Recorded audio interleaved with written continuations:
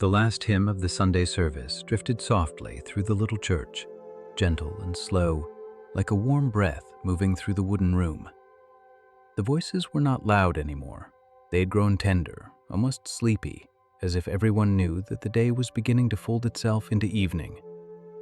The old piano near the front played the final notes with a quiet patience, and each note seemed to rest in the air for a moment before fading into silence. Sunlight entered through the tall windows in long, golden lines, touching the hymn books, the wooden pews, the bowed heads, and the quiet hands of the people gathered there. No one hurried when the song ended. For a little while, the church remained still. There was a peaceful kind of silence, the kind that did not feel empty but full. It was the silence after prayer, after singing, after listening, after being reminded once again that God was near. A few people kept their eyes closed for another moment. Someone near the back took a slow breath. A child leaned sleepily against his mother's shoulder. An elderly man held his hat gently in both hands, looking down with a small, grateful smile. The main character of our story, a humble and quiet person named Anna, sat near the middle row, her hands resting on her lap. She was not someone who drew attention to herself. She lived a simple life in a small home near the edge of the village, where the road curved past a line of trees and continued toward the fields. She worked during the week with patient hands, helping where she could, doing small tasks that many people never noticed. But on Sunday evenings, after church, she always felt as though her heart had been washed by something gentle, not by something dramatic, and not by something loud, but by the quiet mercy of God, which often came to her in simple ways. Anna did not rush to stand. She let the last words of the hymn remain in her heart. The song had been about peace, about resting in God's care, about trusting Him through ordinary days. She had sung it many times before, yet tonight it felt new again. Perhaps it was the softness of the evening light. Perhaps it was the sound of the congregation singing together, each voice different, but all moving toward the same hope. Or perhaps it was simply grace meeting her again in a place where she had learned to be still. Around her, people began to gather their things. Hymn books closed with soft sounds. Coats were lifted from the pews. A mother whispered to her children to walk slowly. The pastor stood near the door, offering gentle words to each person as they left. There was no hurry in his voice. There was no heaviness in the room. Only the calm feeling of a holy day coming to rest. Anna rose from the pew and smoothed the front of her dress. She looked once more toward the small wooden cross at the front of the church. It was simple, without decoration, and the evening light touched its edges in a quiet glow. Anna whispered a short thank you in her heart, not with many words, but with a feeling deeper than speech. Thank you, Lord, for this day. Thank you for bringing me here. Thank you for walking with me home. She stepped into the aisle slowly. The wooden floor gave a gentle sound beneath her shoes. Near the front, Mrs. Bennet, an elderly woman with silver hair and kind eyes, turned and smiled at her. Anna smiled back. They did not need to say much. Some friendships were carried in small gestures, in familiar glances, in the comfort of seeing the same face each Sunday. A young couple near the doorway spoke quietly about supper. A little girl held a paper drawing she had made during the afternoon, showing a blue sky, a yellow sun, and a church with a tiny bell tower. When Anna reached the door, the pastor placed a kind hand over his heart and said, "Peace be with you this evening." His voice was soft, as though he were blessing not only her, but the quiet hours ahead. Anna nodded and replied, "And with you." Then she stepped outside. The air beyond the church door was cool and fresh. The sun had begun to lower behind the hills, and the sky was painted with gentle shades of gold, peach, and pale lavender. The village looked softer at this hour. The stone path in front of the church held the warmth of the day, and the grass beside it moved lightly in the evening breeze. Somewhere nearby, a bird called once from a tree branch, then grew quiet. The church bell, which had rung earlier in the day, now rested in silence above the little steeple. People moved slowly across the churchyard, speaking in low voices. Their conversations were simple and warm. Someone mentioned the beauty of the weather. Someone asked after a neighbor who had been unwell. Someone laughed softly, not with great excitement, but with the gentle happiness of being among familiar people. Children walked beside their parents, calmer now than they had been in the morning. Even the youngest ones seemed to feel that Sunday evening carried a different kind of quiet. Anna paused near the church gate. She liked this moment every week. The service was over, but the peace of it had not ended. It seemed to follow everyone outside, resting on their shoulders like a soft shawl. The hymns were no longer being sung, yet something of their melody remained in the air. The prayers had been spoken, yet the comfort of them still lingered. The sermon had ended, yet the simple reminder stayed with her. God is present in the small places, in the ordinary hours, in the gentle work of each day. She looked at the village road ahead. A few lanterns were already being lit in windows. Thin lines of smoke rose from chimneys, carrying the scent of wood fire and evening meals. Farther away, the fields stretched quietly under the fading light. The wheat moved in soft waves, and the trees along the road stood peaceful and still.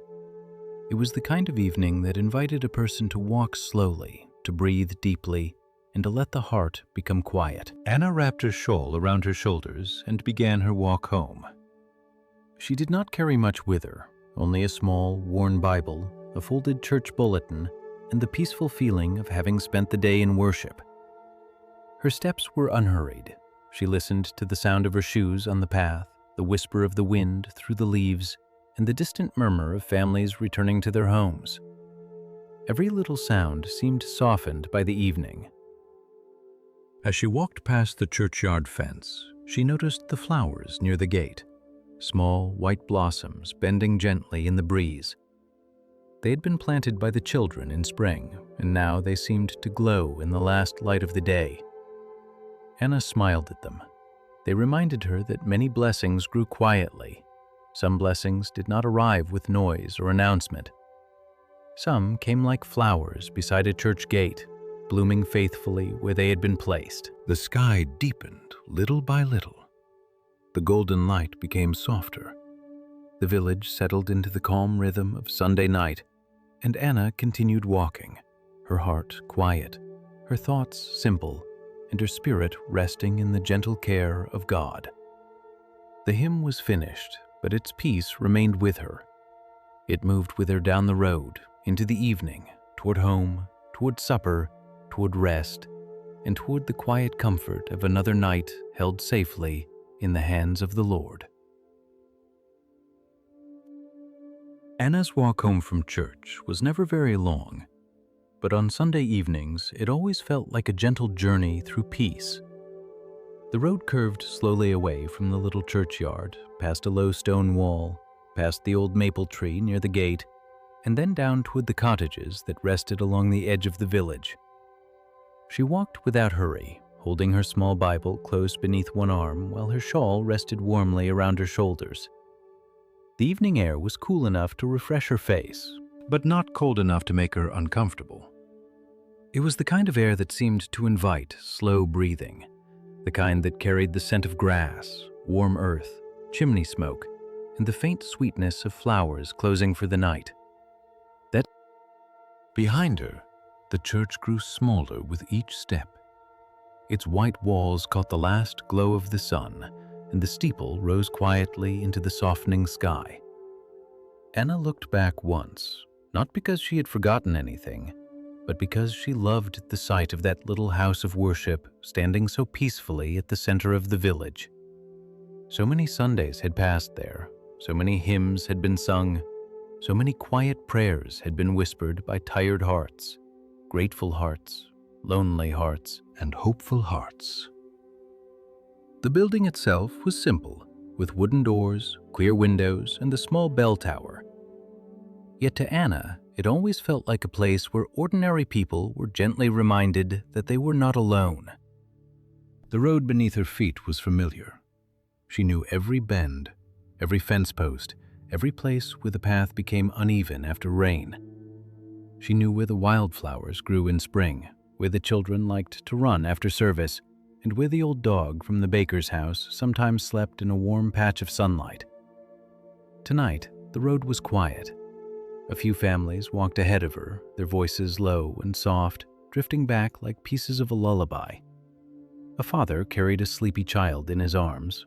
A mother held a folded shawl over her elbow. Two sisters walked side by side, speaking so gently that Anna could not hear their words, only the peaceful sound of companionship. She passed the small church garden, where herbs and flowers grew in neat rows. Someone had watered them earlier in the day, and the soil still held a deep, clean scent. The lavender stood in soft purple clusters, moving slightly in the breeze.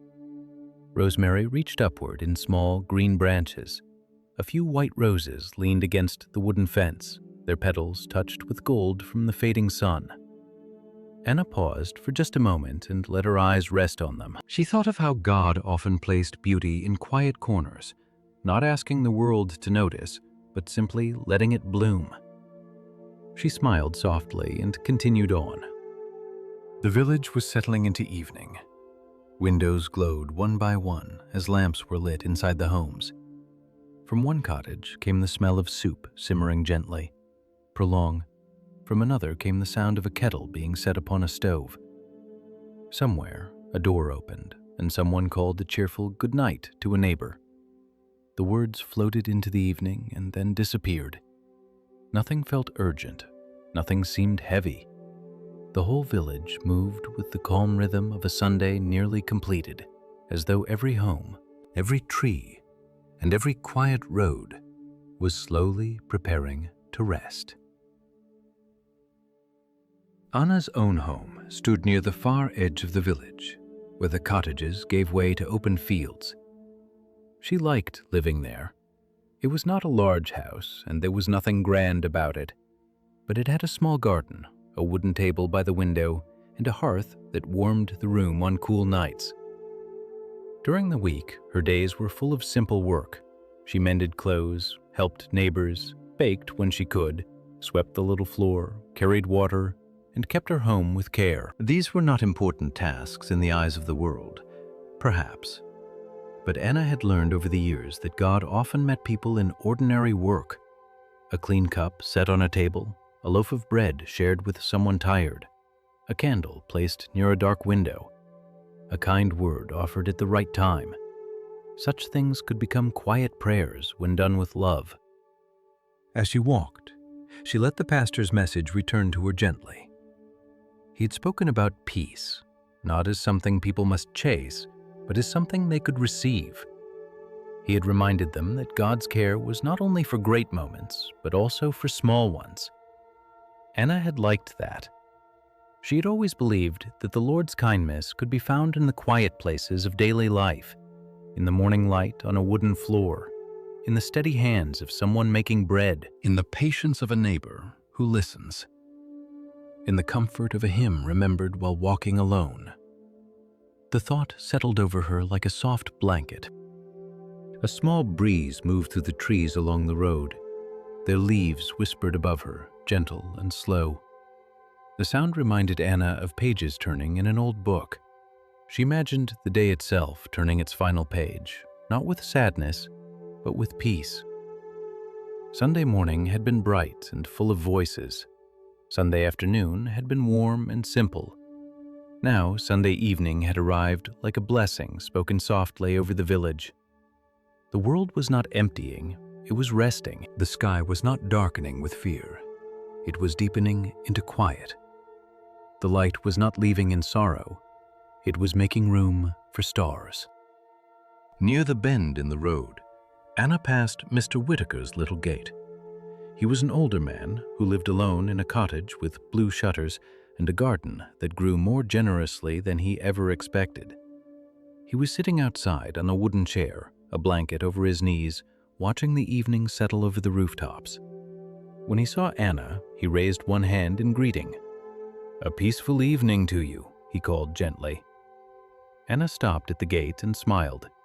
"And to you, Mr. Whitaker, I hope the day has been kind." He nodded, his eyes soft. "Kind enough," he said. "The sermon was a comfort today." Anna rested her hand on the gate for a moment. "Yes," she replied, "it was." They stood there quietly for a breath or two, not meeting to fill the silence.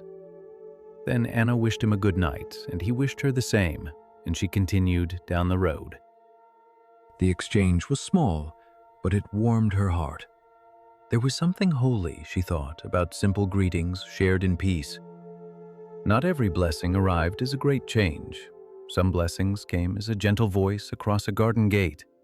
Some came as the knowledge that someone had seen you, remembered you, and wished you well. Anna carried that small kindness with her as she walked on.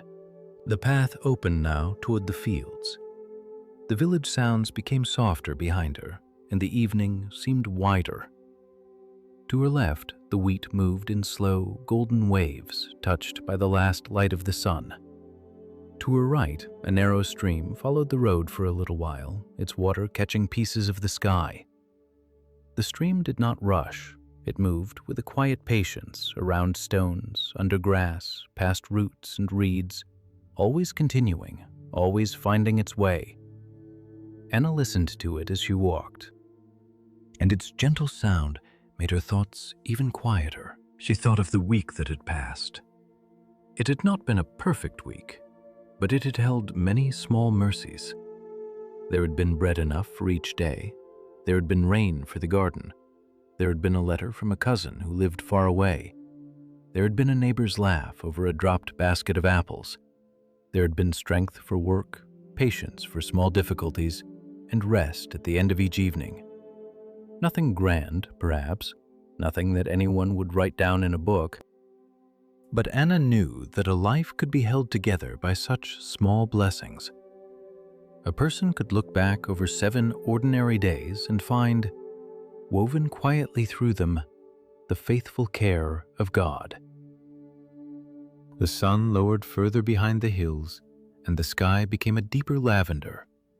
A few birds crossed above the fields, flying toward their nests. Anna watched them for a moment and thought of how easily they moved through the evening air.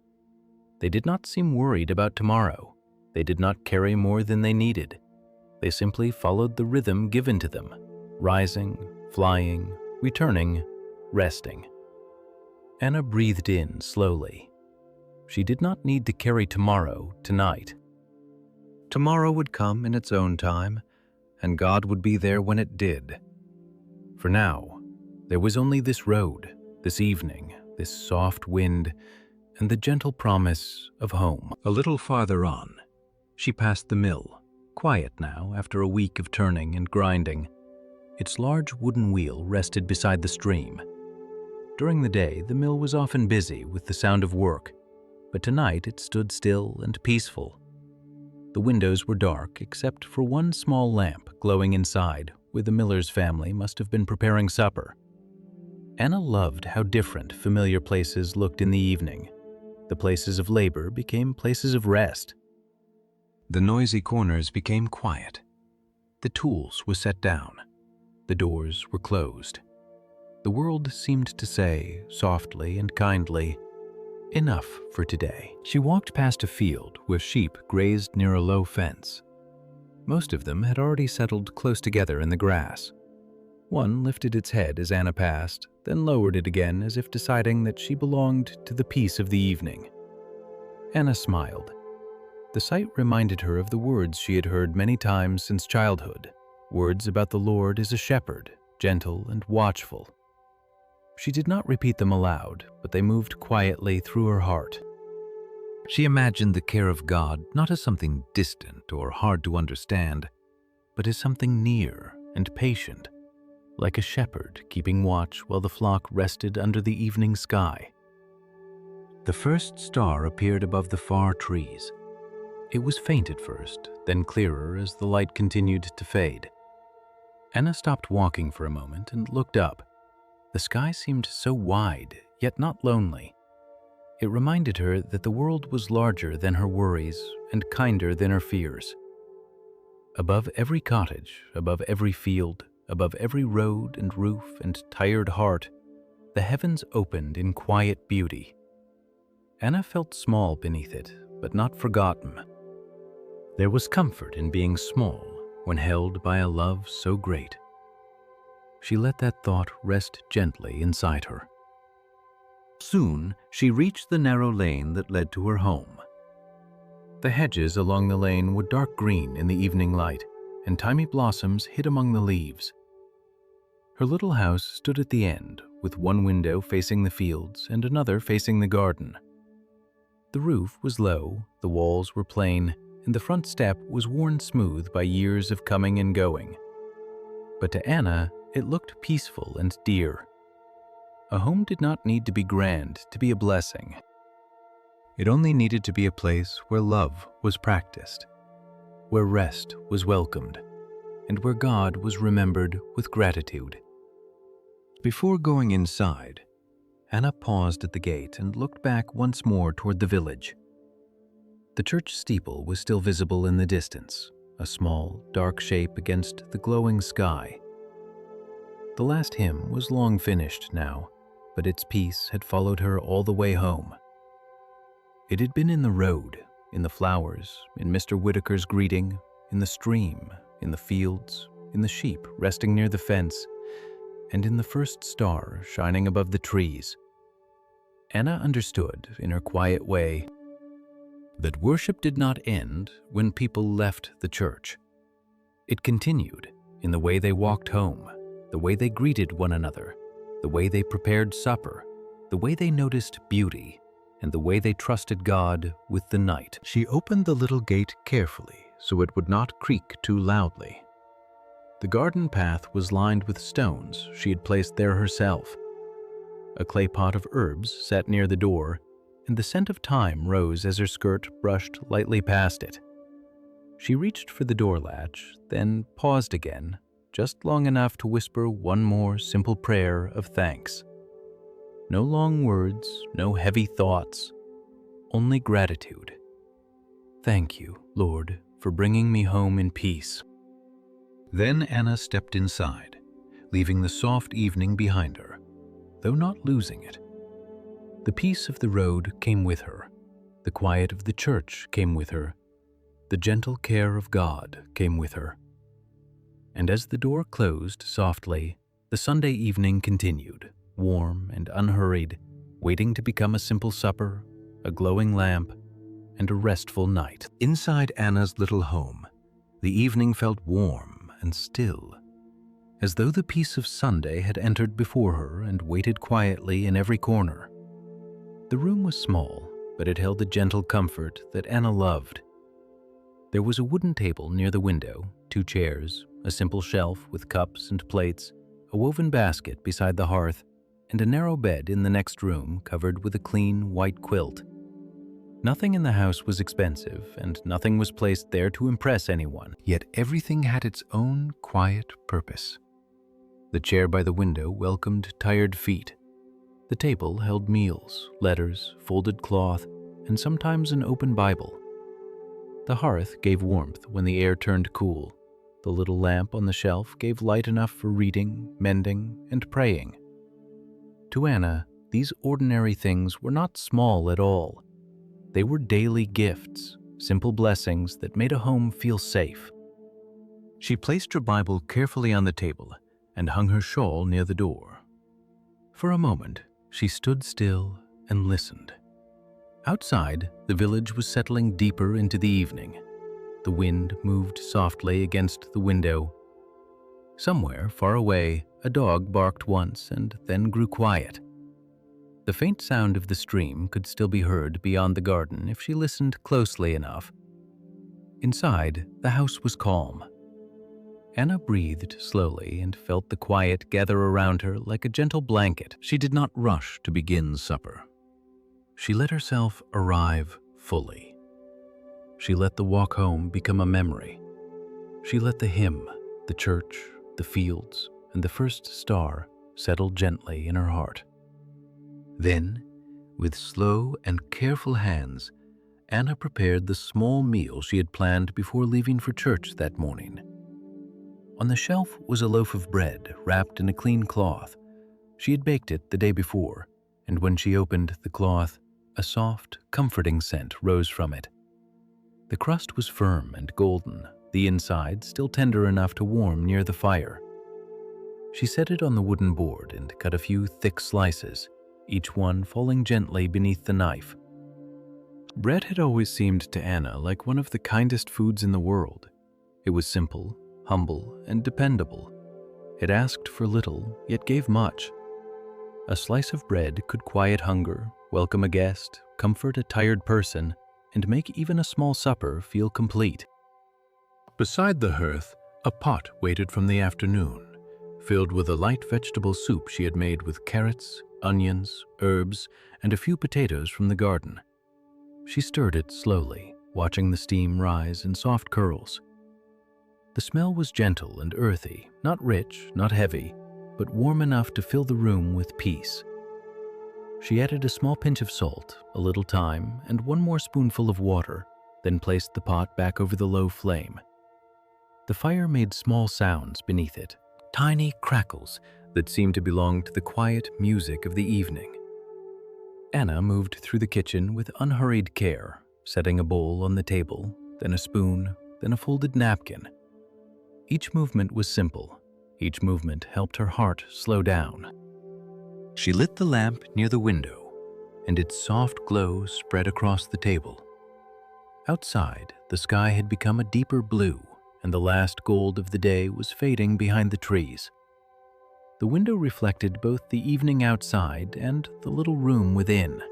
The lamp, the bread, the bowl, the quiet woman preparing supper after church. Anna looked at the reflection for a moment and smiled faintly. Her life was not grand, but it was held. Her table was not full of many dishes, but it had enough. Her house was not large, but it was peaceful. Her heart was not without cares, but tonight those cares felt light in the presence of God's kindness. Before sitting down, Anna poured hot water over a few dried leaves in a cup, letting them steep into a simple tea. The steam rose slowly, carrying a faint scent of mint and chamomile. She wrapped both hands around the cup for a moment, feeling its warmth. Then she carried the soup from the hearth to the table, placed the bread beside it, and sat down. The room was very quiet now. The lamp glowed softly, the soup steamed gently, the bread rested on the board. Anna bowed her head. Her prayer was simple, as most of her prayers were. Lord, thank you for this food. Thank you for this home. Thank you for the peace of this Sunday evening. Bless those who have less tonight, and help me share what I can with a willing heart. Amen. She lifted her head slowly. There was no rush after prayer. She let the words remain in the room. She believed that even a short prayer could open the heart like a small window, letting in fresh air from heaven. Not because the words were perfect, but because God was kind. Anna began to eat slowly. The soup was warm, and the bread was soft where she dipped it into the bowl. The meal was simple, but it felt deeply comforting. She tasted the carrots, the herbs, the warmth of the broth, the quiet sweetness of the onions. She listened to the gentle sound of the spoon against the bowl. She noticed the lamplight touching the edge of the table, the shape of her hands, the faint movement of the curtains as the evening breeze passed through a small opening near the window. Nothing needed to be hurried. Nothing needed to be solved at that moment. Supper was enough. Warmth was enough. Gratitude was enough. As she ate, Anna thought about the people she'd seen at church that day. She thought of the sleepy child leaning against his mother, the elderly man holding his hat, Mrs. Bennet's kind smile, Mr. Whitaker sitting by his garden gate, and the pastor's quiet blessing at the door. Each face came to her mind gently, like lanterns being lit one by one. She wondered what each person was doing now. Perhaps the child was already asleep. Perhaps Mrs. Bennet was folding her shawl over a chair. Perhaps Mr. Whitaker was still sitting by the window, watching the night come in. Perhaps the pastor had finally sat down to his own supper, grateful for the day's work. The thought of the village resting together made Anna feel less alone. Even in separate homes, beneath separate roofs, they were held by the same quiet mercy. She broke another small piece of bread and paused before eating it. Earlier that afternoon, she had heard that Mrs. Bennet's daughter would not be able to visit until later in the week. Mrs. Bennet had smiled when she said it, but Anna had seen a small tiredness in her eyes. It was not sadness exactly, and not complaint, just the quiet ache that sometimes comes when the house feels too still. Anna looked at the remaining bread on the board. There was more than enough for her supper, and enough to spare. She thought of the prayer she had just spoken, "Help me share what I can with a willing heart." Sometimes, she thought, God answered prayers by gently pointing to the thing already in your hand. So, after she finished her soup, Anna rose from the table and took a clean cloth from the shelf. She wrapped 2 slices of bread, then added a small jar of berry preserves she had made in summer. She tied the bundle with a simple string and placed it near the door. She would bring it to Mrs. Bennet before the evening grew too late. It was not much, it would not change the world, but it might brighten the quiet table. It might remind an older woman that she was remembered, and perhaps that was one of the ways God let kindness move through ordinary people. Not with noise, but with small gifts passed from one hand to another. Anna returned to the table and sipped her tea. The warmth settled through her slowly. The day had been full in a gentle way, and now her body was beginning to feel the softness of evening. She could feel it in her shoulders, in her hands, in the calm heaviness of her eyelids. But she did not wish to hurry towards sleep yet. Sunday evening had its own little path to follow. There would be dishes to rinse, a table to wipe, a neighbor to visit, a candle to light, a few quiet thoughts to gather before bed. Each small task would carry her a little farther from the busyness of the day and a little closer to rest. She stood and carried the bowl to the basin. The water was cool against her hands, and the soap smelled faintly of lavender. She washed the bowl, the spoon, and the cup with slow, circular movements, then placed them upside down on a cloth to dry. She wiped the table carefully, brushing away a few crumbs into her palm. Even this simple work felt peaceful. There was a blessing in putting things back in order before night. Not perfect order, not the kind that made a person anxious, but a gentle order that helped the heart feel settled. The bowl clean, the bread wrapped, the lamp glowing, the fire low, the evening safe. After the dishes were done, Anna opened the door for a moment and looked outside. The garden was dim now, with only the shapes of herbs and flowers visible in the fading light. The air smelled of earth and leaves. A few stars had appeared above the roofline, quiet and clear. The village road beyond the gate was nearly empty. A soft peace rested over everything. Anna picked up the bundle of bread and preserves, then stepped outside again, closing the door gently behind her. The walk to Mrs. Bennet's cottage was short. Anna moved slowly along the lane, careful not to disturb the quiet. A warm light glowed in Mrs. Bennet's front window, and the small curtains were drawn halfway. Anna knocked softly. After a moment, footsteps approached, and the door opened. Mrs. Bennet stood there with her silver hair pinned neatly and a shawl wrapped around her shoulders. Her face brightened when she saw Anna. "Good evening, dear," she said, her voice gentle with surprise. "I hope I'm not too late," Anna replied. "I brought just a little bread from supper and some preserves, if you might enjoy them tomorrow morning." Mrs. Bennet looked down at the small bundle, then back at Anna. Her smile became tender. "That is very kind," she said. "Very kind indeed." Anna shook her head softly. It was no trouble. And truly it had not been. The bread was already there, The preserves were already there. The only thing needed was the small willingness to carry them down the lane. Mrs. Bennet accepted the bundle with both hands, as though it were something precious. For a few moments, they spoke quietly in the doorway about the service, the coolness of the evening, and the beauty of the hymn. Then Anna wished her a peaceful night, and Mrs. Bennet placed one hand gently over Anna's before saying goodbye. On the walk back, Anna felt a quiet gladness. It was not the excitement of doing something important. It was softer than that. It was the peaceful joy of having shared a small blessing instead of keeping it only for herself. The night around her seemed even gentler now. The stars were clearer, the lane was darker, but not frightening. A lamp glowed in her own window, waiting for her return.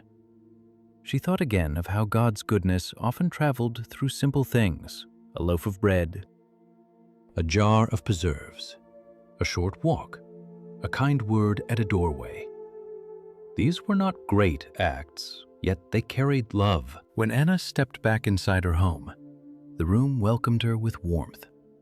The lamp still burned softly. The hearth still held a small red glow. The table was clean, the cup was drying, and the air still carried the faint scent of soup, tea, and bread. She closed the door and leaned against it for just a moment, grateful. The evening had become even quieter. Supper was finished, but its comfort remained. The small gift had been given, but its blessing remained. The prayer had been spoken, but its peace remained. Anna moved to the table and placed her hands lightly on its smooth wooden surface. She thought of all the tables in the village that night. Some held large meals, some small meals, some only tea and bread. Some were surrounded by families, some by one person sitting alone.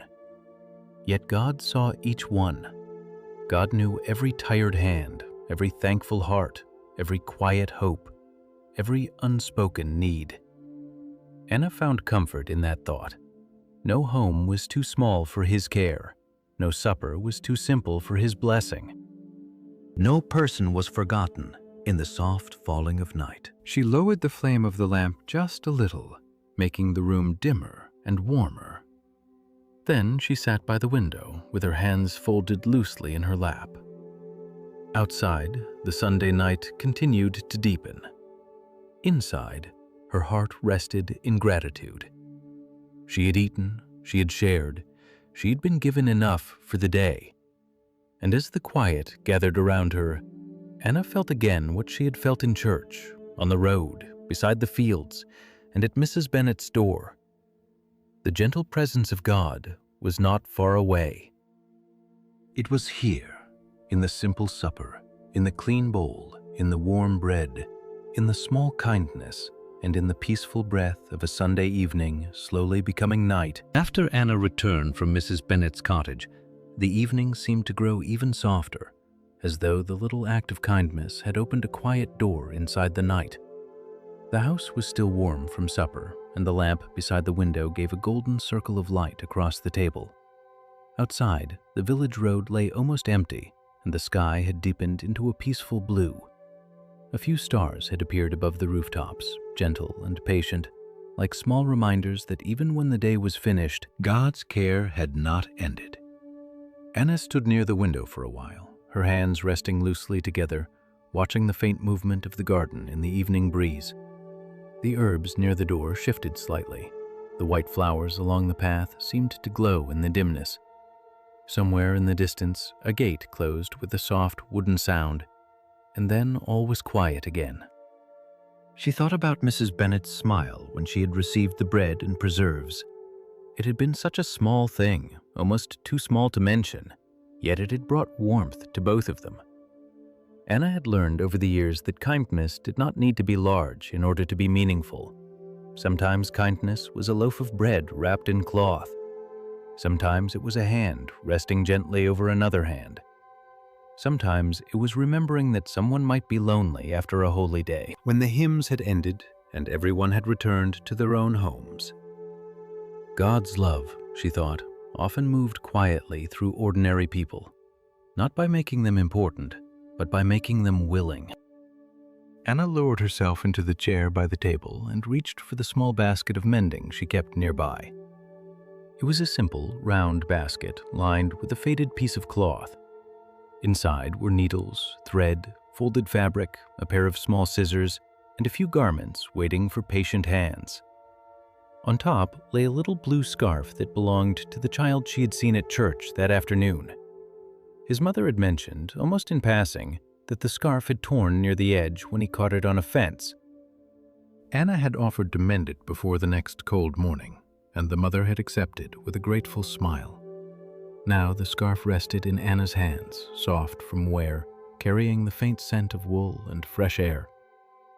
She threaded the needle slowly. Her hands were steady, used to such work. The lamp beside her made the thread shine faintly as it passed through the cloth. Stitch by stitch, she began to close the torn place. The work was quiet, small, and careful. There was nothing dramatic about it. No one would applaud it. Perhaps the child would not even notice the exact place where the tear had been. But tomorrow, when the morning air was cool, the scarf would keep him warm. His mother would have one less thing to worry about. And that was enough. Anna smiled at the thought. Some acts of love were meant to disappear into usefulness. They did their work quietly, then became part of someone else's ordinary day. As she sewed, the house settled around her. The fire in the hearth had faded to a low, red glow. The lamp flame moved gently whenever a small draft touched it. The wooden walls held the warmth of the evening. Anna listened to the tiny sound of the needle passing through cloth, the soft pull of thread, the quiet rustle of fabric in her lap. It felt almost like a prayer, though she did not speak many words. Her thoughts rested lightly on the people of the village, one by one, as if she were placing them gently into the hands of the Lord. The child with the blue scarf, his tired mother, Mrs. Bennett in her warm little room, Mr. Whitaker by his window, the pastor after a long Sunday, the young couple who had spoken about supper near the church door. Each person had their own joys, their own needs, their own quiet hopes, and each one, Anna believed, was known by God with tenderness. A few drops of rain touched the window. At first, the sound was so soft that Anna barely noticed it. Then another drop came, and another, until the glass held a scattered pattern of silver.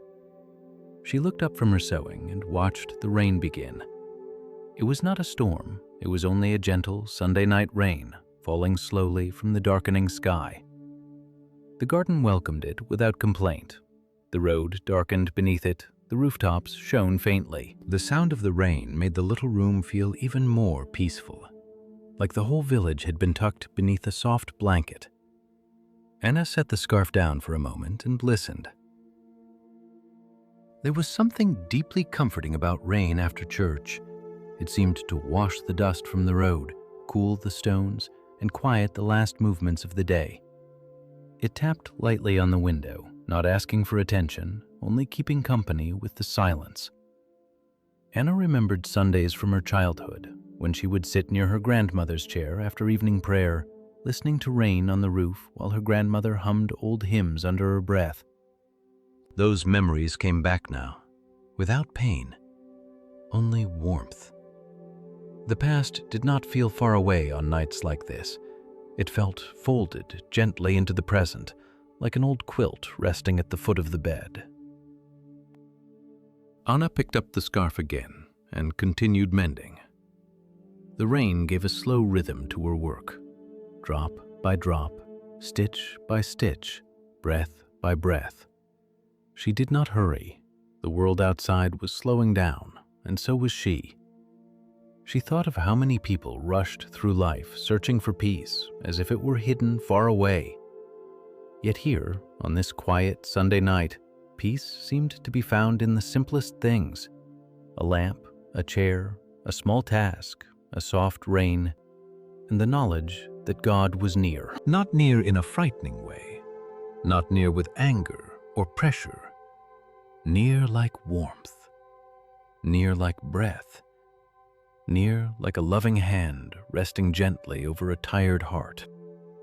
When the scarf was finished, Anna tied off the thread and smoothed the mended edge with her thumb. The repair was neat and strong.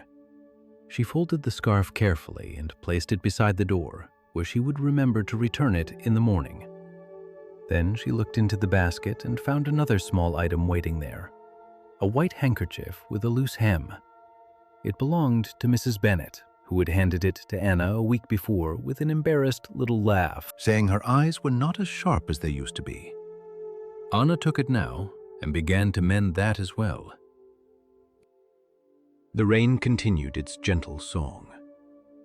A candle on the shelf gave a softer light than the lamp, so Anna rose and lit it, then lowered the lamp a little more. The room became dimmer, warmer, and more restful. Shadows softened along the walls. The table seemed to glow quietly beneath the candlelight. Anna could feel the days slowly releasing her. The service, the walk, supper, the visit, the mending, the rain. All of it had become one long thread of peace running through the evening. She felt grateful, not with excitement, but with a deep and humble contentment. As she worked on the handkerchief, Anna thought again of the words spoken in church, that God's peace could guard the heart.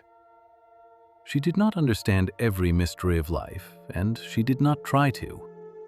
She had lived long enough to know that some questions did not need to be solved before a person could rest. Some burdens could simply be placed down for the night. Some worries could wait outside the door while the heart remembered it was loved. The rain reminded her of that.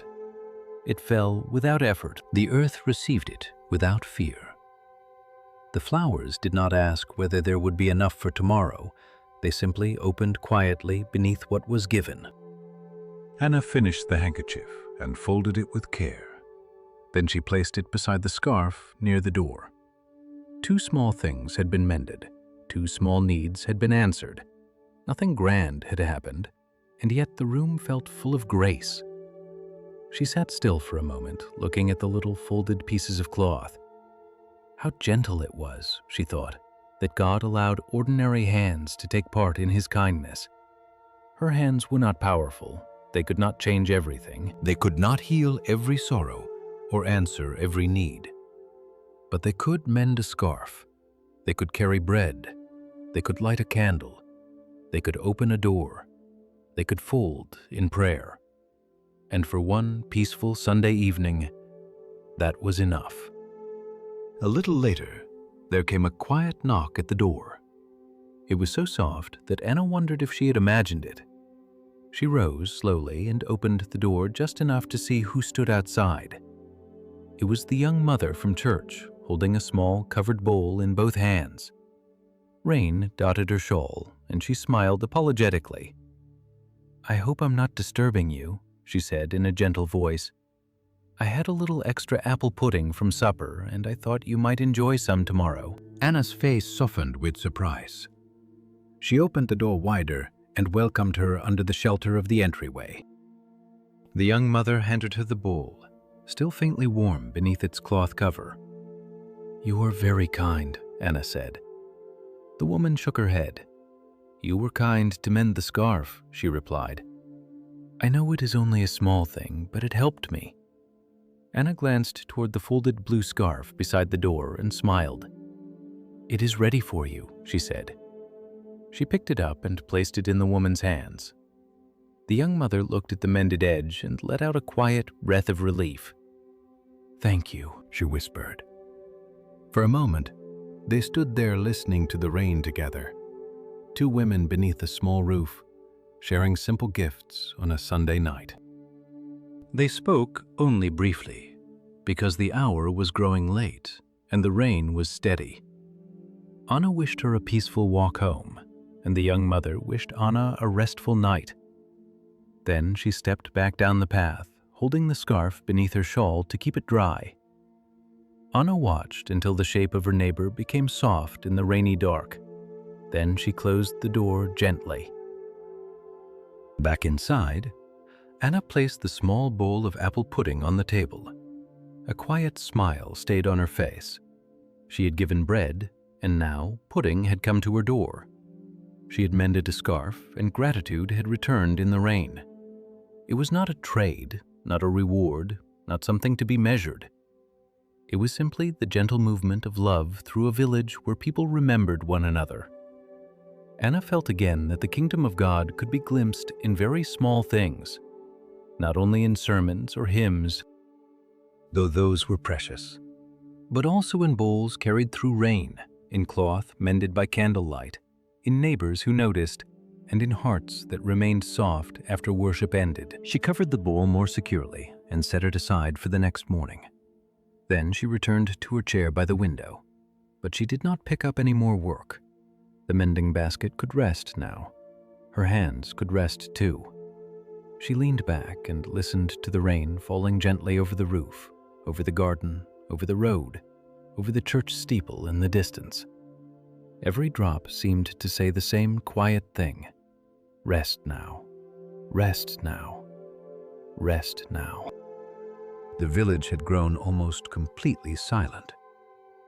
Behind the curtains of each glowing window, people were finishing their own little evening rituals. Dishes were being dried, children were being tucked into bed, old prayers were being spoken, fires were being covered for the night. Somewhere, perhaps, someone was reading a psalm. Somewhere else, someone was simply sitting in silence, too tired for words, but not beyond the reach of God's care. Anna thought of them all with tenderness. She folded her hands in her lap and whispered, "Lord, thank you for small kindnesses." The words were soft, barely louder than the rain. She did not need to add much more. The evening itself seemed to understand. The candle burned low, the rain continued, the house breathed in quiet warmth, and Anna sat peacefully in the gentle afterglow of a holy day, knowing that even the smallest acts of love could shine like little lights in the darkness. Seen clearly by the one who never forgot a single soul. The rain continued softly over the village. Not heavy, not hurried, only steady enough to make every roof, every lane, and every garden feel gently covered. Anna sat by the window and watched the little silver lines move down the glass. The candle beside her had burned lower, and its flame leaned slightly whenever the wind breathed against the walls. The room was dim now, but not dark in a lonely way. It was the kind of dimness that belonged to rest, the kind that made the wooden table glow softly. The quilt in the next room looked warm, and the quiet corners of the house seemed peaceful rather than empty. Outside, Sunday evening had deepened into Sunday night, and the whole village seemed to be settling under the patient care of God. Anna did not move for a while. She simply listened. The rain tapped gently on the roof. The small fire in the hearth gave a faint crackle now and then. Somewhere beyond the garden, the stream moved quietly over stones. Each sound was simple, but together they formed a kind of lullaby. There were no sharp noises, no rushed footsteps, no loud voices calling through the lane. The work of the day had been put away, doors had closed, curtains had been drawn, lamps had been lowered. The village, which had been full of greetings and footsteps after church, now rested beneath the rain like a child beneath a blanket. From her window, Anna could see a few houses along the road. Their windows glowed with soft yellow light, blurred by the rain. In one home, she could see the shadow of someone moving slowly across a room, perhaps setting dishes away after supper. In another, a lamp stood near a curtain, and the light did not move at all. Farther down, Mrs. Bennet's cottage gave a small, steady glow, and Anna felt glad to imagine her sitting warmly inside with the bread and preserves on the table. The young mother's house was harder to see from this angle, but Anna pictured it anyway. The blue scarf laid ready for morning, the child sleeping soundly, the mother resting at last after the long day. It comforted Anna to think of the village this way, not as a place full of busyness, but as a collection of small homes, each one holding its own quiet story. There were people there who had worked hard all week, people who had laughed at supper, people who had hidden their tiredness behind gentle smiles, people who had prayed with many words, and people who had prayed with only a sigh. Some homes held families, some held one person. Some tables had been full, and some had been simple. Yet beneath the rain, beneath the same deepening sky, all of them were known by God. Anna believed that with a calm certainty, the Lord did not overlook quiet houses. He did not pass by small villages. He did not forget ordinary people when the world became dark. His care reached windows, gardens, doorsteps, kitchens, tired hands, sleeping children, and lonely hearts. The church steeple could still be seen in the distance, though only faintly now. It rose above the trees like a dark, gentle shape against the night sky. Earlier, it had stood bright in the evening sun. Now it stood in the rain, silent and faithful. Anna thought about the people who had gathered there that morning, filling the pews with coats, hymn books, whispers, and prayers. Now the building was empty, but it did not feel abandoned. It seemed to rest, too, as though the songs and prayers of the day were still held within its wooden walls. The piano was quiet, the pulpit was still, the hymn books were closed.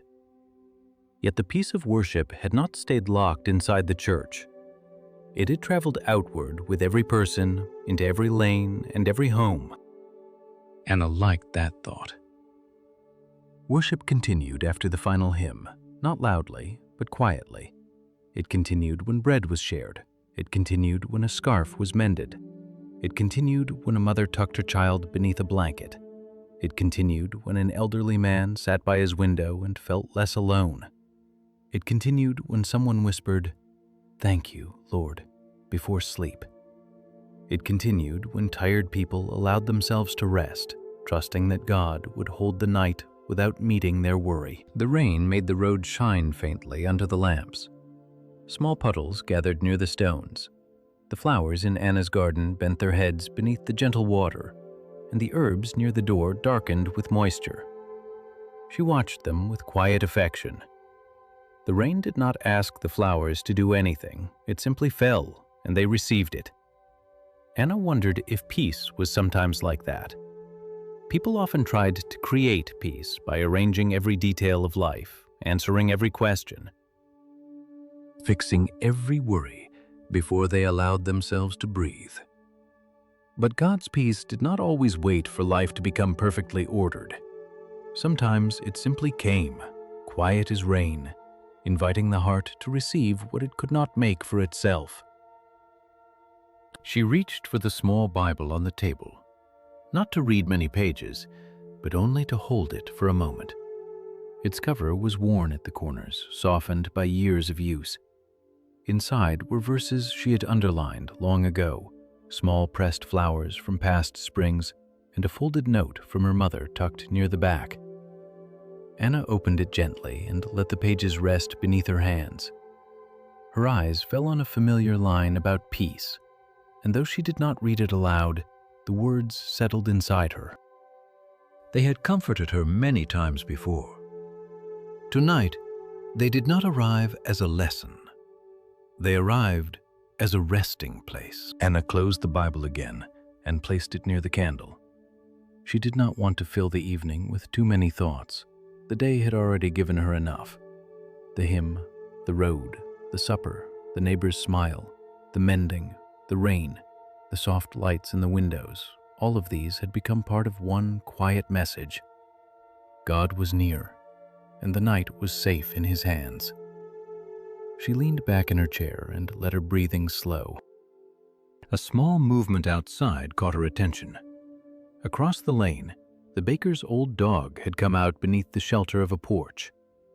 He turned around twice, lowered himself carefully onto a dry mat, and rested his head on his paws. Anna smiled. Even the animals seemed to understand the hour.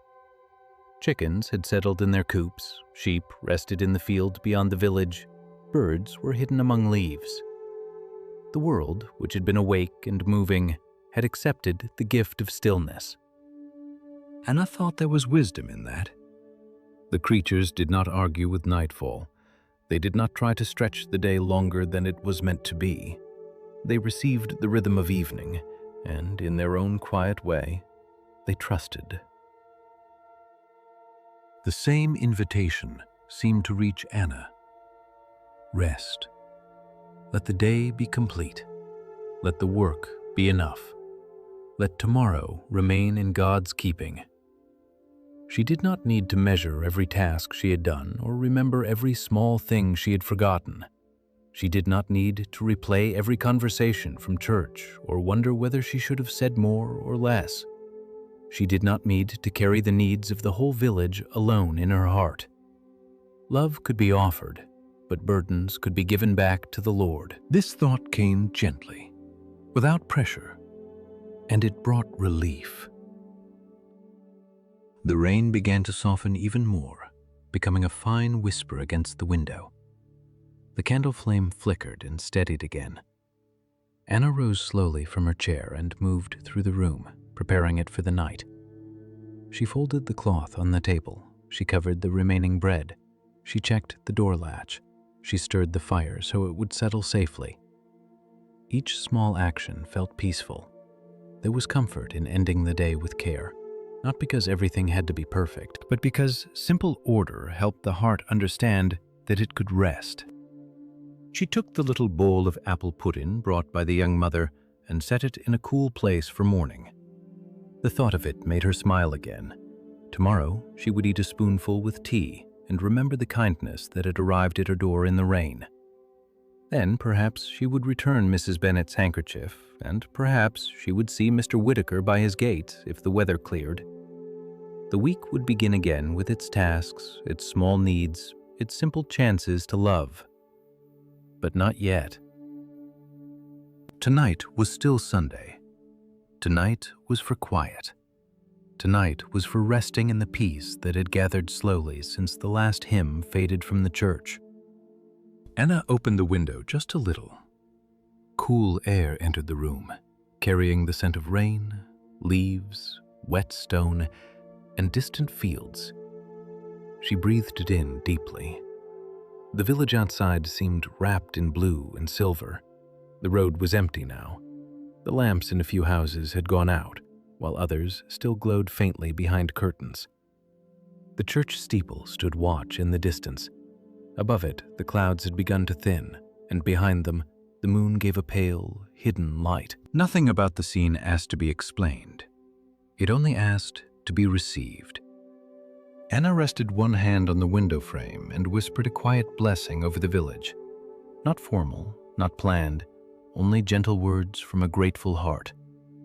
Lord, keep them in your peace tonight. She thought of the pastor, tired after serving all day. She thought of the children who would wake early tomorrow.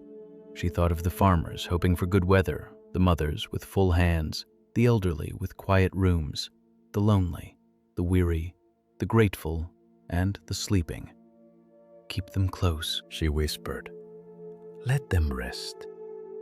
The words faded into the rain. Anna closed the window softly and returned to her chair. The room felt even quieter now, as though the prayer had settled over it, too. She was not responsible for holding the whole village together. God was already doing that. He had been doing it before she prayed, before she noticed, before the church bell rang that morning, before the sun rose over the fields. Her prayer was not a way of reminding God to care. It was a way of resting her own heart in the care He had already promised. For a few minutes, Anna allowed herself to simply sit. No sewing in her hands, no cup to hold, no task waiting, just stillness. The kind of stillness that can feel strange at first, and then kind. Her body began to soften into it. Her shoulders lowered, her hands became still in her lap. Her eyes grew heavy, but she did not close them yet. She watched the candlelight move gently across the table and thought of all the small lights glowing across the village. Each little flame was not strong enough to brighten the whole night, but each was enough for one room. Perhaps kindness was like that too. Perhaps faith was like that. A small light, faithfully kept, enough for the next step, the next meal, the next prayer, the next quiet hour. Outside, the rain nearly stopped. Only a few drops fell from the roof now, landing softly in the garden below. The clouds parted just enough for moonlight to touch the wet stones near Anna's door. The whole village seemed to breathe out. It was as though the evening had done its gentle work, guiding everyone from worship to supper, from supper to kindness, from kindness to stillness, and now from stillness towards sleep. Anna felt a deep peace in her chest. It was not excitement. It was not the kind of happiness that needed to speak. It was quieter and steadier than that. It was the peace of being held, the peace of having enough, the peace of knowing that the Lord who watched over the village in daylight also watched over it in darkness, the peace of understanding that rest was not laziness and sleep was not weakness, but a gift from the one who made both morning and night. She stood at last and carried the candle toward the next room. The flame made a small circle of light around her as she walked. Behind her, the table rested clean and plain. The hearth glowed low. The Bible lay closed near the lamp. Outside, the last drops of rain slipped from the roof. Anna paused at the doorway and looked back at the room with gratitude. It had held her gently through the evening. It had received her after church, warmed her after the walk, fed her with simple food, sheltered her kindness, and now prepared her for sleep. The village was quiet. The church was quiet. The fields were quiet. Even Anna's thoughts had become quiet. And over all of it, like a soft blessing spread across rooftops, gardens, hearts, and dreams, rested the peace of God. Anna carried the candle into the next room, where the little bed waited beneath its clean, white quilt. The room was simple and quiet, with a small wooden chest near the wall, a chair in the corner, and a narrow window that looked out toward the garden. The rain had nearly stopped, and the last drops slipped from the roof with a soft, patient sound. Moonlight touched the window glass, pale and gentle, and the candle added a warmer glow beside it. Together, the two lights made the room feel peaceful, as though night itself had entered softly and taken off its shoes at the door. Anna set the candle on the small table beside the bed. She did not lie down yet. It had become her habit on Sunday nights to sit for a little while and remember the week that had passed. Not to judge it harshly, not to search for everything that had gone wrong, not to gather worries and carry them into sleep. She had learned, slowly and gently over many years, that the heart rested better when it ended the week with gratitude. So she sat on the edge of the bed, folded her hands loosely in her lap, and let the memories of the past 7 days come to her, one by one. At first, nothing grand came to mind. That did not trouble her. Anna knew most weeks were made of small things: a morning cup of tea, a door opened to fresh air, a neighbor's greeting across the lane, a basket carried home from the market, a hymn remembered while washing dishes, a quiet moment when the sun touched the floor just right. These were not the kinds of things people announced loudly, but they were often the things that carried a soul through ordinary days. Anna breathed slowly and allowed the first memory to rise. She remembered Monday morning, when the week had begun with a pale sunrise over the fields. The air had been cool, and the grass outside her door had glittered with dew. She had stepped into the garden before breakfast, wrapped in her shawl, and had stood there for a moment without speaking. The world had smelled clean and new. A robin had hopped along the fence rail, tilting its head as though listening for something hidden in the earth. The sky had been soft pink near the horizon, and the first gold of the sun had touched the tops of the trees.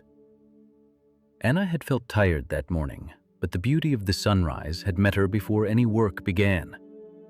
It had reminded her that God's mercies did not wait for a person to feel strong.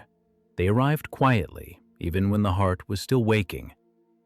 She remembered thanking the Lord for that morning light. It had not been a long prayer, only a whisper while standing among the herbs, but it had changed the way the morning felt. The chores were still there. The floor still needed sweeping, the bread still needed kneading, the water still needed carrying. Yet the day had begun with grace, and that grace had followed her into the small work of Monday. Then Tuesday came to mind. It had been a market day.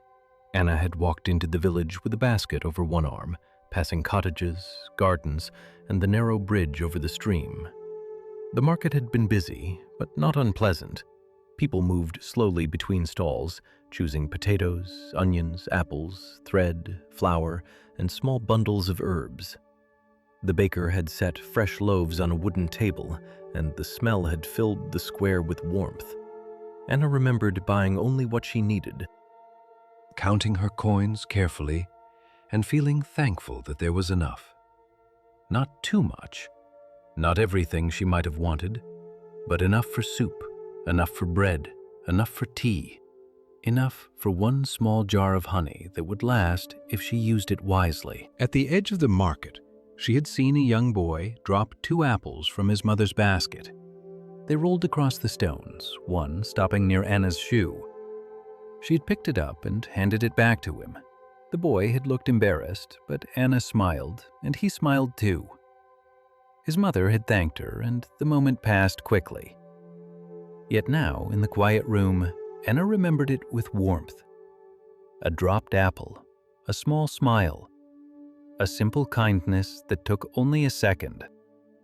How many gentle gifts were hidden inside a day, waiting to be noticed? On Wednesday, the rain had come earlier in the week, steady but light. Anna had stayed indoors for much of the afternoon, mending a torn sleeve for Mr. Whitaker and patching a small cloth bag for the baker's wife. The rain had tapped the roof as it did tonight, and the house had smelled of wool, thread, and warm tea. She remembered placing the mended sleeve over the back of a chair and feeling quietly satisfied. The stitches were neat, the cloth would hold. Someone would be warmer because of a little work done by the window. Anna had thought then, as she thought now, that not every calling was loud. Some callings were quiet enough to fit inside a sewing basket. That afternoon, she had also found an old hymn book tucked behind several folded cloths. Its cover was worn and some pages were loose, but when she opened it, she saw notes written in her mother's hand. For a moment, Anna had simply sat with the book open on her lap, feeling the gentle closeness of memory. Her mother had loved hymns, especially in the evening. She had sung while cooking, while folding linens, while sitting by the fire. Anna could almost hear her voice again, soft and steady, carrying faith not as something heavy, but as something lived, breathed, and offered through ordinary hours. The memory had made Anna's eyes grow tender, but it did not make her restless. It comforted her. It reminded her that love given in faith could continue warming a home long after the voice had grown quiet. Thursday had been bright and windy. The clouds had moved quickly across the sky, casting wide shadows over the fields. Anna had helped Mrs. Bennet hang laundry in the garden because the older woman's hands had been stiff that morning. The sheets had snapped gently in the breeze, and the 2 women had laughed softly when one sheet nearly escaped the line. Mrs. Bennet had said the wind seemed determined to do its own work, and Anna had agreed. They had pinned the laundry carefully, then sat for a little while on the garden bench with cups of tea. There had been no deep conversation, only simple words about weather, soup, flowers, and the coming Sunday. Yet the time had felt holy in its own way. 2 people sitting together in the light, 2 cups held in quiet hands, 2 hearts made a little lighter by companionship. Anna smiled at the memory. She had noticed that loneliness often softened when it was met by ordinary presence. A person did not always need wise advice. Sometimes they only needed someone to sit beside them, to notice the wind, to laugh at a stubborn sheet, to share tea before returning home. Anna wondered how often God used small companionship as a quiet answer to prayer. Friday had brought work in her own garden. The soil had been dark and soft after the earlier rain. Anna had knelt among the herbs, pulling weeds carefully so she would not disturb the roots. The scent of rosemary clung to her fingers. Bees moved lazily among the blossoms, golden and patient. She had trimmed the thyme, gathered a few leaves for supper, and tied up a leaning stem near the fence. It was slow work, and by the end her knees were tired, but her heart had felt calm. Gardens taught patience. They did not grow because a person worried over them. They grew by light, water, time, and the quiet blessing of God. She remembered standing from the garden and stretching her back, then looking across the fields. The wheat had moved like a soft sea in the afternoon wind. For a moment, she had felt almost overwhelmed by the gentleness of it all. Not overwhelmed in a painful way, but in the way a person feels when beauty is too quiet to explain. She had whispered, "Thank you," and the wind had carried the words away. Perhaps no one else had heard them, but Anna believed God had. Saturday had been a day of preparation. She had swept the floors, baked bread, washed the bowl and cup she would use on Sunday morning, and set aside her best dress for church. She'd cleaned the little lamp and trimmed the wick. She had laid her Bible on the table so she would not forget it. The day had been full of small tasks, but none of them felt rushed when she remembered why she was doing them. Preparing for Sunday was not only about clean clothes or baked bread. It was about making room in the heart. It was about entering the Lord's day with hands ready to receive peace. In the afternoon, a child from the village had brought her a small bunch of wildflowers picked near the stream. "For your table," the child had said, holding them out with both hands. Anna had placed them in a cup of water and set them near the window. They were still there now in the other room, their petals beginning to close for the night. The flowers had not cost anything, yet they had brightened the whole house. Another small blessing, another sign that kindness could travel through anyone, even a child with muddy shoes and a shy smile. Then came Sunday, the day now nearly finished. Anna remembered waking before the bell, dressing slowly, and opening the window to let in the morning air. The village had been quiet then, too, but in a different way. Morning quiet was expectant, like a page not yet written. Evening quiet was restful, like a page gently closed. She'd walked to church with her Bible in hand, passing neighbors along the way. The service had been simple, a hymn, a prayer, a reading, a message about peace. Nothing had been done to impress anyone. Yet Anna had felt nourished by it. Sometimes the soul did not need something new. Sometimes it needed to hear the old truths again, spoken kindly and slowly. God is near. You are held. Peace is given. Rest is allowed. As she sat now in the candlelit room, Anna felt the whole week gather inside her heart, not as a list of tasks, but as a soft collection of mercies. Morning light, market bread, a dropped apple returned, rain on the roof, a hymn book found, tea with Mrs. Bennet, garden herbs, a child's flowers, church bells, a shared loaf, a mended scarf, a bowl of apple pudding at the door. None of these things had been large, but together they made a life. Together they showed her that God's kindness had been present every day, not always in ways that would be noticed by the world, but in ways her heart could learn to see. Anna reached for the folded note tucked inside her Bible and held it for a moment. It was a short note from her mother, written years ago in careful handwriting. She did not need to read it again. She knew the words by heart. It spoke of trusting God in the small hours and receiving each day as bread from His hand. Anna held the note gently, then returned it to its place. She felt grateful for those who had taught her to notice grace, Not perfectly and not all at once, but slowly, over many years. Like learning the tune of a hymn. The candle flame lowered slightly, and the room became even softer. Anna could feel sleep beginning to draw near, not suddenly, but like a kind friend approaching quietly. Her thoughts were slower now, her hands rested still. The week no longer felt like something she had to carry. It felt like something she could place before God and release. The work was done. The mistakes were forgiven. The small joys were remembered. The needs of tomorrow were not forgotten by the Lord. And tonight she could rest. She stood and moved to the window. The rain had stopped completely. Outside, the garden shone faintly beneath the moon. Drops of water clung to the leaves, catching tiny pieces of light. The road beyond the gate was still. The village lamps were fewer now, most of them extinguished as families settled into sleep. The church steeple stood in the distance, barely visible but still there. Anna looked toward it with quiet affection.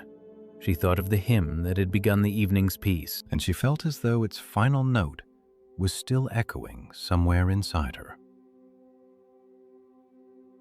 Chapter. "Thank you for the week," she whispered. "Thank you for what I noticed, and thank you for what I did not notice. Thank you for the blessings I understood, and for the ones I passed by without knowing." The prayer felt gentle and freeing. She did not need to remember everything perfectly. God remembered. She did not need to hold every moment tightly. God held the whole week from beginning to end. Anna closed the curtain halfway, leaving a little space for the moonlight. She liked the room not to be completely dark before sleep. The thin line of silver at the window felt comforting, like a quiet reminder that night was not empty. She turned back toward the bed and smoothed the quilt with both hands. The fabric was cool beneath her palms. She thought of all the people in the village doing the same kinds of things, lowering lamps, smoothing blankets, whispering prayers, letting the day go. There was tenderness in that thought. Each person, in their own room, beneath their own roof, was being invited into rest. Before lying down, Anna sat once more beside the candle. She wanted to hold the peace of the week for one final moment, not to keep it from ending, but to receive it fully before sleep. She understood that tomorrow would begin a new week. There would be work to do, people to help, meals to prepare, floors to sweep, letters to answer, and perhaps little troubles to meet with patience. But tomorrow did not need to enter this room tonight. Tonight belonged to rest. Tonight belonged to gratitude. Tonight belonged to the gentle truth that God had been faithful through another ordinary week. Anna breathed in slowly, then breathed out. Her heart felt light, not because everything in life was perfect, but because she was not alone inside it. The Lord, who had walked with her through Monday's sunrise, Tuesday's market, Wednesday's rain, Thursday's wind, Friday's garden, Saturday's preparation, and Sunday's worship, would also keep her through the night. He would be near when her eyes closed. He would be near when dreams came softly. He would be near when morning returned. The candle flickered once, then steadied. Anna smiled gently. The blessings of the week had been remembered. The worries of the week had been released. The house was quiet. The village was quiet.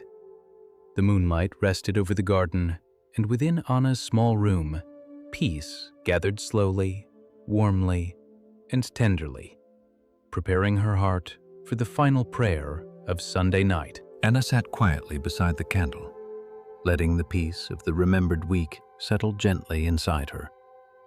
The room was almost still, except for the faint sound of water dripping from the roof into the garden below. The rain had passed, leaving the world fresh and hushed. Moonlight rested along the edge of the curtain, and the candle flame gave a warm glow to the small table, the folded quilt, the worn Bible, and Anna's hands resting softly in her lap. Everything in the room seemed ready for sleep. The day had finished its work. The evening had given its comfort. Sunday had come slowly to its gentle close. Anna reached for her Bible and placed it carefully beside the candle. She did not open it this time. She simply rested one hand on its cover and let her heart become quiet. There were no hurried thoughts now, no long list of things to remember, no need to plan tomorrow before tomorrow arrived. She had learned that night was not a place for carrying every concern. Night was a gift, a quiet invitation to place the heart in God's hands and let the body rest. She looked once more toward the window. Beyond the glass, the garden shimmered faintly under the moon. The herbs near the door were wet with rain. The stones of the path shone softly. Farther away, the village slept beneath the peaceful sky. Most of the lamps were out now. The houses stood quiet, each one holding its own dreams, its own prayers, its own little stories. Somewhere, a child was breathing softly beneath a warm blanket. Somewhere, an old woman rested with bread on her table for the morning. Somewhere, a tired mother finally closed her eyes. Somewhere, the pastor's home was quiet after a long, holy day. Anna felt tenderness for them all. She could not visit every house. She could not mend every worry. She could not answer every need. But she could pray, and then she could rest. Prayer did not make her responsible for the whole village. It reminded her that the village already belonged to God's loving care. She lowered herself beside the bed and folded her hands. The wooden floor felt cool beneath her knees, but the room around her was warm. The candle flame moved gently, and for a moment she said nothing. Silence itself felt like the beginning of prayer. Then, in a voice no louder than a whisper, Anna began. Lord, thank you for this Sunday. Thank you for the morning light, for the church bell, for the hymns we sang, and for the quiet peace that followed us home. Thank you for the people of this village, for familiar faces, kind greetings, shared bread, gentle rain, and the little blessings that fill an ordinary day. She paused and breathed slowly. Thank you for walking with me through this week. Thank you for strength when I was tired, patience when the day was long, and comfort when my heart needed rest. Thank you for every small mercy I noticed, and for the many mercies I did not see. The room remained still around her. Anna's voice grew even softer. Please watch over every home tonight. Be near to those who feel lonely. Be gentle with those who are weary. Bring peace to those whose thoughts are heavy. Let children sleep safely. Let parents rest deeply. Let the elderly feel remembered. Let every heart know, in some quiet way, that your love is close. She bowed her head a little more. And Lord, help us lay down what we cannot carry tonight. Help us release the worries of tomorrow into your hands. Help us remember that we are loved, forgiven, and held. Let this night be peaceful. Let this home be peaceful. Let our breathing slow, our thoughts become quiet, and our hearts rest in your care. Anna stayed there for a moment after the words ended. She did not rush to rise. The prayer seemed to remain in the air, mingling with the candlelight and the soft silver of the moon. She felt no need to add anything more. God had heard the simple words. God had also heard what was deeper than words. At last, Anna whispered, "Amen." She rose slowly and sat on the edge of the bed. The quilt felt cool and smooth beneath her hands. She removed her shoes and set them neatly beside the chair. Then she folded her shawl and placed it over the wooden chest. Each movement was slow, gentle, and familiar. The candle burned low and the shadows in the room softened. Anna felt the peaceful heaviness of sleep drawing near. Before lying down, she looked around the room one final time. The Bible rested beside the candle. The curtain held a thin line of moonlight. The little house was quiet. The village was quiet. The fields beyond the village were quiet. Even her thoughts were quiet now. She blew out the candle. For a moment, the room was dark. Then the moonlight became clearer, soft and pale against the window. Anna lay down beneath the quilt and let her head rest on the pillow. The bed held her gently. The air was cool and fresh after the rain. Somewhere outside, a last drop of water fell from a leaf. Then silence returned. Anna closed her eyes. She did not try to hold on to the day. She let it go with gratitude. The last hymn, the walk home, the warm supper, the bread shared with Mrs. Bennet, the mended scarf, the rain, the quiet village, and the remembered blessings of the week all became soft and distant, like lights along a road she no longer needed to walk tonight. Now there was only rest, and in that rest there was peace, a peace that did not need to be explained, a peace that did not depend on everything being perfect, a peace that came quietly, like moonlight through a window, like rain on a roof, like a hymn remembered after church. Anna breathed in slowly. Then she breathed out. Her body softened beneath the quilt. Her hands relaxed. Her heart rested in the gentle truth that she was safe, loved, forgiven, and held by God through the night. Outside, the clouds drifted away from the moon. The village slept beneath its soft light. The church steeple stood quietly in the distance. The wet garden glimmered. The fields rested. The stream moved patiently over stones and over Anna's little home, over every quiet house, over every tired heart. The peace of the Lord remained. Gentle, steady, near. Enough for the night. Enough until morning.